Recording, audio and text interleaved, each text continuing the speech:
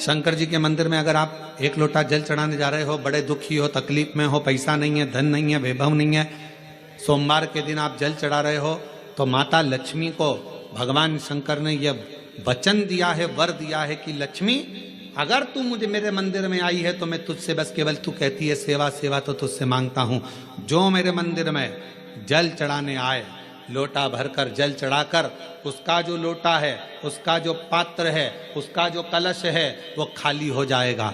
उस समय वो खाली अपने भवन की ओर ना जाए, उसमें लक्ष्मी स्वयं बैठकर उसके दरवाजे तक जाए।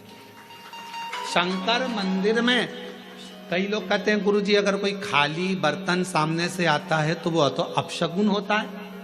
खाली पात्र अगर देखते हैं जाते समय तो अपशगुन होता है। परशु महापुराण की कथा कहती है, कोई महिला, कोई बच्चा, कोई स्त्री, कोई पुरुष, कोई घर का बेटा, बहू, बेटी, कोई आदिक वृद्ध जन भी अगर मंदिर में शंकर जी के जल चढ़ाकर लोटा लेकर आ रहा है तो वो लोटा, वो पात्र कभी खाली नहीं माना जाता, उसमें महालक्ष्मी का वासा माना जाता है, उसमें लक्ष्मी का प्रवेश माना जाता है, वो महालक्ष्मी से परिपूर्ण है।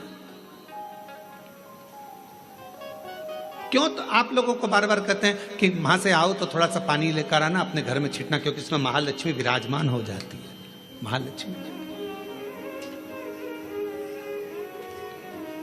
आपके इधर ऐसा होता है कि नहीं होता हमको नहीं मालूम, पर हमारे उधर का एक नियम है कि प्राचीन नियम है पूर्वजों के हिसाब से कि जब हमारे यहाँ गणेश जी का विसर्जन करने जाते हैं, देवी जी का विसर्जन करने जाते हैं, नवरात्रे के बाद में जवारे का विसर्जन करने जाते हैं, तो विसर्जन करने के बाद नदी में से, तालाब में से, कुएं में से थोड़ा सा जल लेकर आते हैं। अब इधर है कि नहीं वो हमको नहीं मालूम, छत्तीसगढ़ का हमको नहीं मालूम, पर हमारे उधर का हमको लाते हैं ना, तो वो जल लेकर आते हैं अपने घर पे, अपने द्वार पर, अपने दरवाजे पर, अपने बगीचे में सब दूर जल को थोड़ा थोड़ा छींट देते हैं।